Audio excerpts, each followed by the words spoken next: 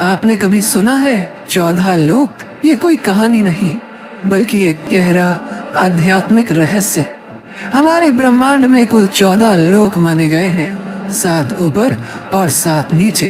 ऊपर के 7 लोक, इन लोकों में आत्मा ऊंचाई की ओर बढ़ती है, ज्ञान, शांति और मोक्ष की दिशा में। भूलोक, ये वो लोक है जहाँ हम सभी मनुष्य रहते हैं। इसे मृत्यु लोक भी कहा जाता है क्योंकि यहाँ जन्म और मृत्यु का चक्र चलता रहता है। भूवर लोक, ये लोक भूलोक और स्वर्ग लोक के बीच स्थित है। ये ऊर्जा रूपों का क्षेत्र है जो भौतिक और दिव्य लोकों को जोड़ता है। स्वर्ग लोक, देवताओं का लोक, जहाँ इंद्र और अन्य देवता निवास करते हैं। अच्छे कर्म करने वालों को मृत्यु के बाद इसी लोक में स्थान मिलता है, जहाँ सुख, संपत्ति और आनंद की अनुभूति होती है। महरलोक, ये दिव्य ऋषियों, तपस्वियों और महान आत्माओं का निवास स्थान है, जहाँ वशिष्ठ और विश्वामित्र जैसे महान ऋषि तपस्या करते हैं। जनलोक, इस लोक में वे आत्माएं निवास करती हैं जिन्होंने ज्ञान और ध्यान में परम सिद्धि प्राप्त की होती है। यहाँ के वासी ब्रह्मा जी की लीलाओं में लीन रहते हैं।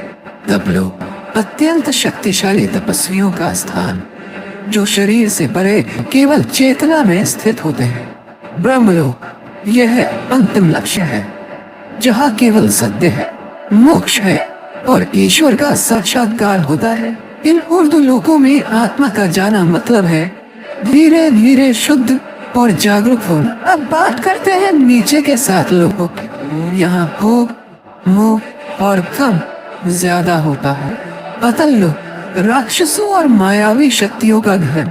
वितल लोक, जहाँ कामनाएं और भोग हावी रहते हैं। सुतल लोक, राजा बलि का लोक। वे दानवीर थे लेकिन उनमें अहंकार भी था। रसातल लोक, जहाँ भ्रम, लालच और अज्ञान का घना अंधेरा है। कालातल लोक, छल, धोखा और झूठ से भरा हुआ लोक। महातल लोक, जहाँ अंधकार और अहंकार का बोलबाला। पाताल लोक, सबसे नीचे का लोक, तामसिक ऊर्जा और इच्छाओं का केंद्र। लेकिन इन सबका मतलब सिर्फ बाहरी दुनिया नहीं है। ये 7 लोक हमारे भीतर की नकारात्मक सोच और कमजोरियों का प्रतीक है। तो जब हम सच्चाई, भक्ति और सेवा में लगते हैं, हम ऊपर के लोकों से जुड़ते हैं। और जब हम लालच, मोह और गुस्से में फंसते हैं, हम नीचे गिरते हैं। सोच बदलो, लोक बदल जाएगा।